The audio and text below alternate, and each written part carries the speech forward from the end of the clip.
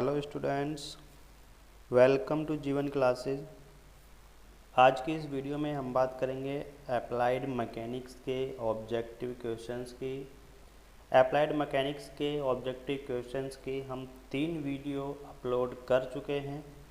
जो स्टूडेंट्स ऐसे हैं जिन्होंने वे वीडियो नहीं देखी हुई हैं तो हमारे चैनल के प्लेलिस्ट में जाइएगा, वहाँ पर आपको अप्लाइड मैकेनिक्स के ऑब्जेक्टिव क्वेश्चंस की प्लेलिस्ट मिल जाएगी, वहाँ पर जाकर आप देख सकते हैं। आज की इस वीडियो में हम बात करने वाले हैं कुछ ऐसे इम्पोर्टेंट क्वेश्चंस मोमेंट यानी कि आघूर्ण के बारे में, जो आपको ऑब्जेक्टिव टाइप जो भी आपके एग्ज़ाम होंगे उसमें आपको देखने को मिल सकते हैं, निश्चित रूप से आपको देखने को मिल सकते हैं। तो आइए बात कर लेते हैं क्वेश्चन नंबर फर्स्ट की। क्वेश्चन नंबर फर्स्ट कहता है, हमारे पास क्वेश्चन नंबर फर्स्ट है, अक्ष के परितः आघूर्ण और किसी बिंदु के परितः आघूर्ण की पिंड पर लगाए गए बल द्वारा गणना एक दूसरे से भिन्न है। क्या कह रहा है कि अक्ष के परितः आघूर्ण और किसी बिंदु के परितः आघूर्ण। देखिए उसने दो बात बोली है, अक्ष के परितः और किसी बिंदु के परितः। यहीं पर क्वेश्चंस का आंसर छुपा हुआ है। अक्ष के परितः आघूर्ण और किसी बिंदु के परितः आघूर्ण की पिंड पर लगाए गए बल द्वारा गणना एक दूसरे से भिन्न है। यानी कि वो कह रहा है कि the calculation of the moment about the axis and the moment about any point by a force applied on the body are different from each other. Different from each other, तो यहाँ पर आपका ऑप्शन हो जाएगा option number A सही। यानी कि हाँ, उनकी जो गणना होती है वो क्या होती है, डिफरेंट होती हैं। अक्ष के परितः आघूर्ण और किसी बिंदु के परितः आघूर्ण दोनों की जो कैलकुलेशन होती है वो अलग अलग होती है। तो यहाँ पर जो बताया गया है क्वेश्चंस में वो क्या हो जाएगा, सही हो जाएगा। वो सही है तो ऑप्शन नंबर आपका ए सही हो जाता है। तो यहाँ पर आपको ऑप्शन नंबर ए टिक करना होगा। अब बात कर लेते हैं नेक्स्ट क्वेश्चन की, क्वेश्चन नंबर 2। क्वेश्चन नंबर 2 क्या कहता है कि अक्ष के चारों ओर बल के आघूर्ण की गणना में, ध्यान से सुनिएगा क्वेश्चन को, अगर आप ध्यान से सुनेंगे तो आपके माइंड में कहीं ना कहीं पर आंसर टच हो ही जाता है। अक्ष के चारों ओर बल के आघूर्ण की गणना में क्रॉस गुणन तालिका यानी 3x3 मैट्रिक्स जो आव्यूह होता है 3x3 का, जो 3 पंक्तियों वाले क्रॉस गुणन को करने के लिए बनाई गई है, उसमें 3 अवयव होते हैं। वे ऊपर से नीचे तक कौन हैं? यानी कि हमको ये बताना है कि जो इसने ऑप्शन दिए हुए हैं, अक्ष निर्देशांक, बिंदु निर्देशांक और बल निर्देशांक, इनका जो क्रम है वो क्या होता है, ये इसने क्रम पूछा है। In the calculation of the moment of force about the axis, the cross product table, that is the 3x3 matrix which is made for doing the cross product having 3 rows, contains 3 elements which are they from top to bottom। यानी कि ऊपर से नीचे हम क्या पढ़ते हैं ये हमको बताना है। तो यहाँ पर क्वेश्चन नंबर 2 इसमें ऑप्शन दिए हुए हैं। ऑप्शन नंबर फर्स्ट है अक्ष निर्देशांक, बिंदु निर्देशांक और बल निर्देशांक। ऑप्शन नंबर सेकंड है बिंदु निर्देशांक, अक्ष निर्देशांक और बल निर्देशांक। 3 अक्ष निर्देशांक, बल निर्देशांक और बिंदु निर्देशांक। ऑप्शन नंबर डी है बल निर्देशांक, बिंदु निर्देशांक और अक्ष निर्देशांक। तो इसकी जो क्रम होता है, ये जो क्रमानुसार पढ़ा जाता है, यानी कि ऊपर फर्स्ट, फिर सेकंड, फिर थर्ड, ऊपर से नीचे को, ठीक है, टॉप टू बॉटम, ऊपर से नीचे को जो भी हम पढ़ते हैं वो क्या हो, उसका क्रम होता है। ऑप्शन नंबर हमारे पास 2 हो जाएगा। यानी कि इसको हम बोलेंगे बिंदु निर्देशांक, नेक्स्ट हम बोलते हैं अक्ष निर्देशांक, और जो बॉटम में होता है, नीचे होता है, उसको हम बोलते हैं बल निर्देशांक। तो यहाँ पर जो भी आपका ऑप्शन होगा वो ऑप्शन नंबर सेकंड हो जाता है, नहीं सॉरी, यहाँ पर ऑप्शन नंबर फर्स्ट होगा। यानी कि जो भी हम ऊपर से नीचे पढ़ते हैं वो क्या होता है, फर्स्ट होता है हमारे पास अक्ष निर्देशांक, सेकंड बिंदु निर्देशांक और थर्ड होता है हमारे पास बल निर्देशांक। यानी कि जो फर्स्ट अवयव है सबसे टॉप वाला, उसको हम अक्ष निर्देशांक कहते हैं, और जो सेकंड होगा उसको बिंदु निर्देशांक, और जो लास्ट में होता है बॉटम में उसको कहते हैं हम बल निर्देशांक। तो यहाँ पर ऑप्शन नंबर ए सही हो जाएगा। यानी कि अक्ष के चारों ओर बल के आघूर्ण की गणना में जो क्रॉस गुणन तालिका बनाई जाती है, उसके 3x3 मैट्रिक्स में जो 3 पंक्तियों वाले क्रॉस गुणन को करने के लिए बनाई गई है, उसमें 3 अवयव होते हैं। तो वो ऊपर से नीचे कैसे पढ़े जाते हैं, तो सबसे टॉप वाला पढ़ा जाता है अक्ष निर्देशांक, उसके बाद बिंदु निर्देशांक, और उसके बाद जो पढ़ा जाएगा वो पढ़ा जाएगा बल निर्देशांक। यानी कि हमारा जो ऑप्शन है वो ए सही हो जाएगा, एक्सिस कोऑर्डिनेट्स, पॉइंट कोऑर्डिनेट्स और फोर्स कोऑर्डिनेट्स। अब बात कर लेते हैं क्वेश्चन नंबर 3 की। क्वेश्चन नंबर 3 की तरफ चलें तो क्वेश्चन नंबर 3 कहता है कि निम्नलिखित में से कौन सा सही है, निम्नलिखित में से कौन सा सही है, ए रोटेशन की धुरी वेक्टर का प्रतिनिधित्व करने के लिए त्रिज्या वेक्टर आर और एफ बल वेक्टर। देखिएगा ये क्वेश्चंस रिपीट हुआ है, ये क्वेश्चंस रिपीट होने की वजह से आपको ये इसका आंसर पता ही होगा, और जिसने लास्ट वीडियो देखी होंगी उनको इसका आंसर डेफिनेटली पता होगा। इसका आंसर हम बता देते हैं, इसका आंसर है ऑप्शन नंबर फर्स्ट, यानी कि ए डॉट आर क्रॉस एफ, यही इसका सही होगा। जो भी हमारे पास रोटेशन की धुरी का वेक्टर है उसका प्रतिनिधित्व करने के लिए जो त्रिज्या वेक्टर आर और एफ बल वेक्टर है उसका जो कॉम्बिनेशन है वो ये होता है। बात कर लेते हैं क्वेश्चन नंबर 4 की। क्वेश्चन नंबर 4 में क्या कहा गया है कि समीकरण ए डॉट आर क्रॉस एफ में आर वेक्टर क्या है। तो फ्रेंड्स ये भी क्वेश्चंस रिपीट है, तो इस क्वेश्चंस को हम देख लेते हैं फिर भी कि जो भी हमारे पास अगर समीकरण दी हुई है ए डॉट आर क्रॉस एफ, उसमें आर क्या है। सो स्टूडेंट्स आपको पता होगा कि आर जो है वो क्या होता है, वो त्रिज्या वेक्टर होता है, क्योंकि जो भी हमारे पास ये पॉइंट है और अगर ये हमारे पास कोई भी सर्किल है तो यहाँ से यहाँ एक फोर्स दिखाई दे रहा है, तो क्या होगा, जो आर है, आर जो होगा वो इसका त्रिज्या वेक्टर होगा और इसके परपेंडिकुलर होगा, यानी कि इसके त्रिज्या वेक्टर। तो हमारा ऑप्शन आ जाता है ऑप्शन नंबर 4 त्रिज्या वेक्टर। अब बात कर लेते हैं क्वेश्चन नंबर 5। तो क्वेश्चन नंबर 5 क्या कहता है, ध्यान से देखिएगा। रोटेशन की धुरी के साथ आघूर्ण की गणना में अक्ष वेक्टर वह अक्ष है जो बल वेक्टर के साथ समरेख है। यानी कि रोटेशन की धुरी के साथ आघूर्ण की गणना में अक्ष वेक्टर वह अक्ष है जो बल वेक्टर के साथ समरेख है। The axis vector in the calculation of the moment along the axis of rotation is the axis which is collinear with the force vector। collinear का मतलब समरेख होता है। तो यहाँ पर रोटेशन की धुरी के साथ आघूर्ण की गणना में, देखिएगा आघूर्ण की गणना में यानी कि मोमेंट को की बात कर रहा है। आघूर्ण की गणना में अक्ष वेक्टर वह अक्ष है जो वेक्टर के साथ समरेख है। तो यहाँ पर वेक्टर के साथ समरेख बताया जा रहा है, तो वेक्टर के साथ समरेख नहीं होता, तो यहाँ पर ऑप्शन नंबर 2 हमारा सही हो जाएगा। तो ऑप्शन नंबर 2 यहाँ पर हम टिक करेंगे। नेक्स्ट क्वेश्चन है, नेक्स्ट क्वेश्चन में बताया गया है कि निम्न में से कौन सा सही है। हमारे पास 4 ऑप्शन दिए गए हैं, तो इन ऑप्शन को पढ़ करके बताना है कि कौन सा स्टेटमेंट सही है और कौन सा गलत है। तो फर्स्ट स्टेटमेंट को पढ़ लेते हैं।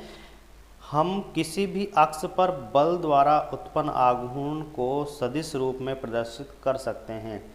वी कैन नॉट सदिश रूप में प्रदर्शित नहीं कर सकते हैं। We can not represented the moment caused by forces along any axis in vector form.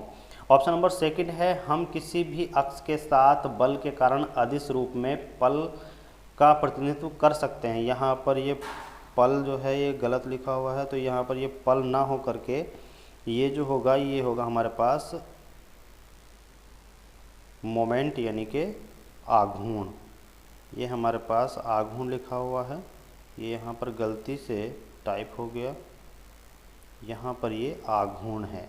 तो आघूर्ण हम यहाँ पर पढ़ेंगे, हम किसी भी अक्ष के साथ बल के कारण अदिश रूप में आघूर्ण का प्रतिनिधित्व कर सकते हैं। वी कैन नॉट रिप्रेजेंट, यहाँ पर भी क्या दिया गया है, बी ऑप्शन है। We can represent the moment cause by the force along any axis in the scalar form. अब बात कर लेते हैं ऑप्शन नंबर सी। हम किसी भी बिंदु पर बल द्वारा उत्पन्न आघूर्ण को सदिश रूप में नहीं निरूपित कर सकते। We can not represent the moment cause by the force along any point in vector form. Option number fourth की बात करें तो हम किसी भी अक्ष पर बल द्वारा उत्पन्न आघूर्ण को सदिश रूप में प्रदर्शित कर सकते हैं। तो हमारे पास ऑप्शन नंबर डी जो है वो करेक्ट हो जाता है। हम किसी भी अक्ष पर बल द्वारा उत्पन्न आघूर्ण को सदिश रूप में प्रदर्शित कर सकते हैं। यस, ऑब्वियसली कर सकते हैं। तो हमारे पास जो है ये ऑप्शन नंबर डी करेक्ट हो जाता है। ऑप्शन नंबर डी को आप यहाँ टिक करेंगे। ऑप्शन नंबर डी हमारे पास सही हो जाने के बाद आता है क्वेश्चन नंबर 7। क्वेश्चन नंबर 7 को देख लेते हैं कि क्या होगा यदि अक्ष में लंबवत दूरी अनंत है।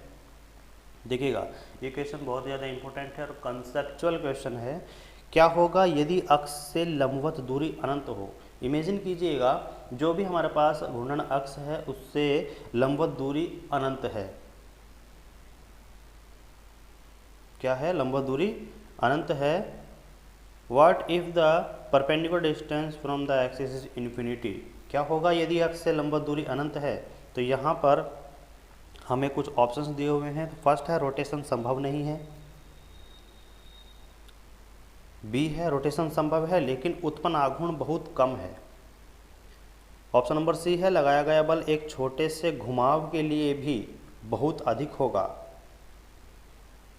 ऑप्शन नंबर डी कोई रोटेशन नहीं जब तक संपर्क टूट नहीं जाता है। तो देखिएगा यहाँ पर ऑप्शन नंबर सी को ध्यान से देखिए, लगाया गया बल एक छोटे से घुमाव के लिए भी बहुत अधिक होगा।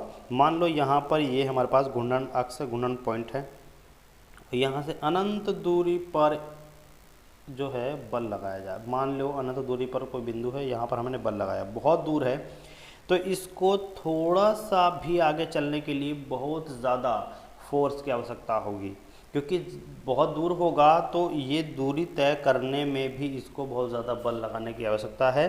तो लगाया गया बल एक छोटे से घुमाव के लिए भी बहुत अधिक होगा। तो ऑप्शन नंबर सी यहाँ पर करेक्ट हो जाता है। ऑप्शन नंबर सी को हम यहाँ टिक कर देंगे। अब बात कर लेते हैं क्वेश्चन नंबर 8 की। क्वेश्चन नंबर 8 हमारा क्या कहता है, समीकरण A dot R cross F में R से ऊपर जा रहा है और ब्लैंक है फिर से पर समाप्त हो रहा है। तो यहाँ पर कौन सा ऑप्शन सही है ये हमको बताना है। In the equation A dot R cross F the R is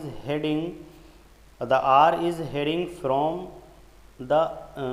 an and at blank. फिर से ब्लैंक, दो ब्लैंक यानी कि दो हमारे पास यहाँ पर ब्लैंक स्पेस दिए हुए हैं, इनको आपको फिल करना है।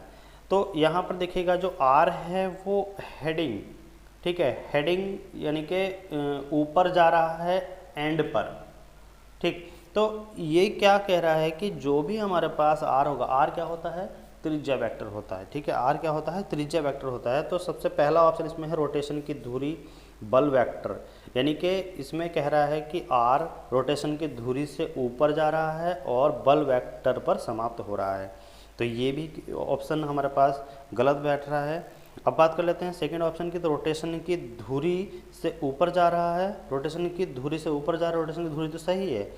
वस्तु पर बल वेक्टर एक्शन का बिंदु पर समाप्त हो रहा है, हाँ ये पॉइंट सही है, क्योंकि एक्शन के बिंदु पर समाप्त हो रहा है, उस पॉइंट पर समाप्त हो रहा है। तो यहाँ पर ऑप्शन नंबर बी सही हो जाएगा कि समीकरण A dot R cross F में जो R है वो रोटेशन की धुरी से ऊपर जा रहा है और वस्तु पर वेक्टर एक्शन का जो बिंदु है उस पर समाप्त हो रहा है। तो ऑप्शन नंबर बी यहाँ पर करेक्ट आंसर होगा। अब बात कर लेते हैं क्वेश्चन नंबर 9।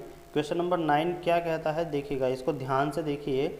इसमें क्या बताया गया है कि क्या होगा, इसमें कहा गया है कि क्या होगा यदि अक्ष के परितः परिकलित आघूर्ण जो है वो कैसा हो, ऋणात्मक हो।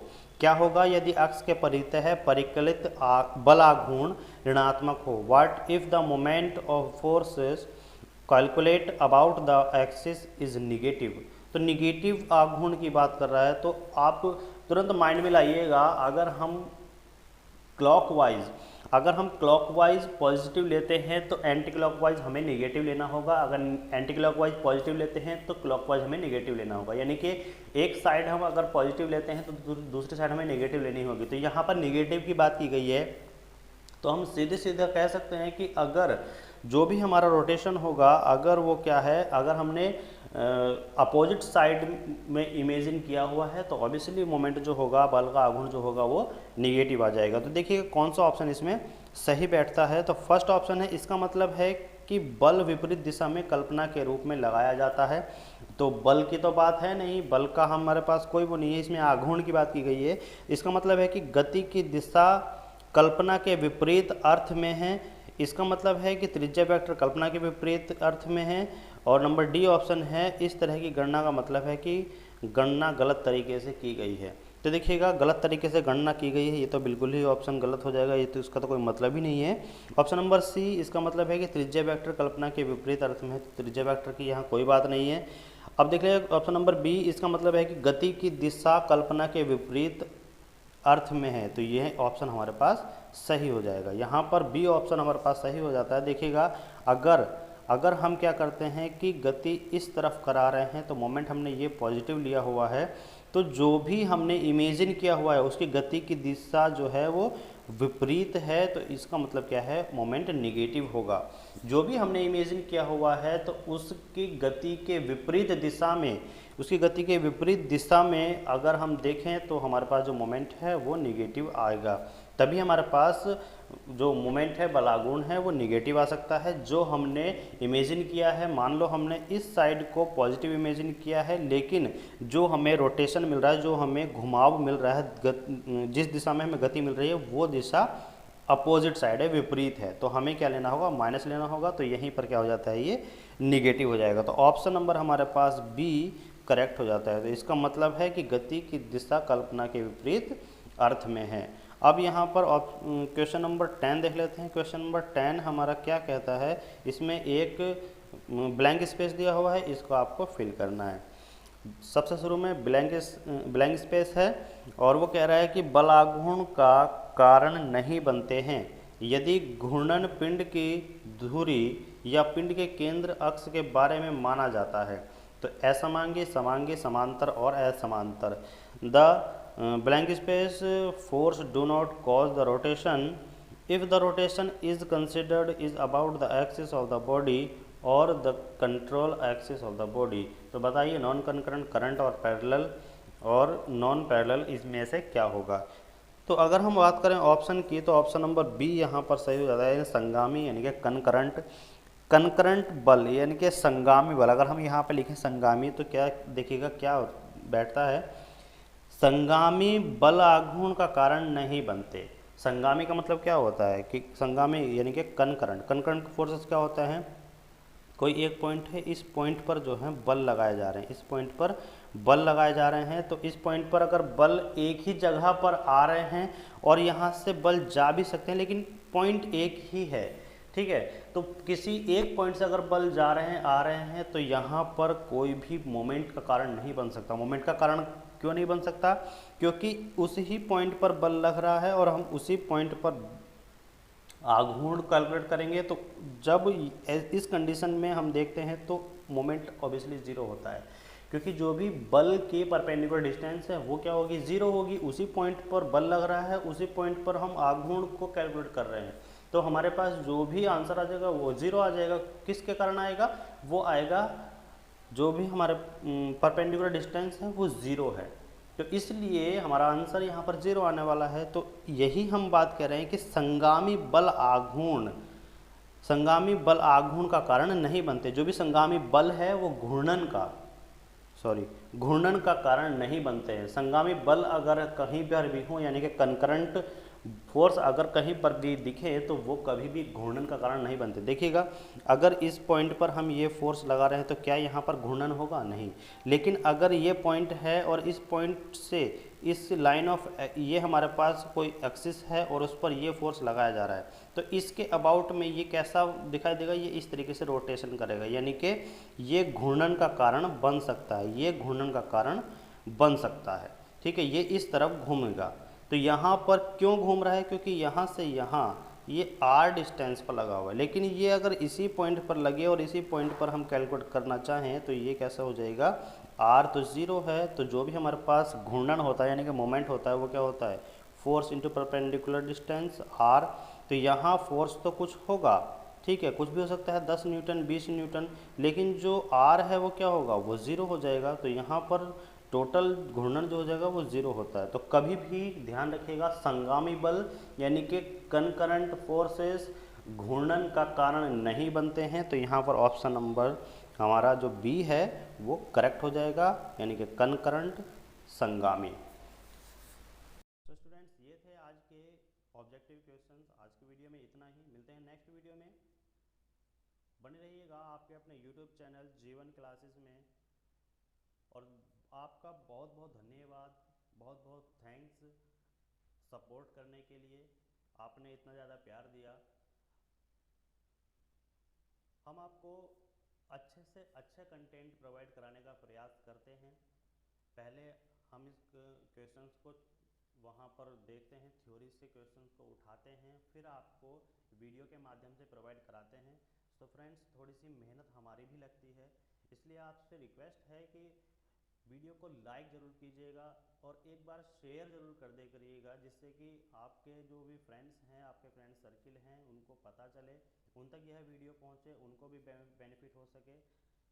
सो फ्रेंड्स, वीडियो को शेयर कीजिएगा, वीडियो को लाइक कीजिएगा और कमेंट करके ज़रूर बता दीजिएगा। एक कमेंट लिखने में हमारा हौसला बढ़ता है, हम एक्साइटेड होते हैं, और उससे ही हम आपको इस तरह का कंटेंट प्रोवाइड कराने की कोशिश करते हैं कि आपको किसी भी तरीके से धोखा ना मिले। आई होप कि इस ऑब्जेक्टिव क्वेश्चन से बाहर कोई क्वेश्चंस नहीं जाएगा, इसी तरीके से क्वेश्चंस आने वाले हैं। सो स्टूडेंट्स, वीडियो को शेयर कीजिएगा, लाइक कीजिएगा और कमेंट जरूर कीजिएगा। एक कमेंट हमारे लिए बहुत ज़्यादा हेल्पफुल हो सकता है। सो स्टूडेंट्स, मिलते हैं नेक्स्ट वीडियो में। Thanks for watching.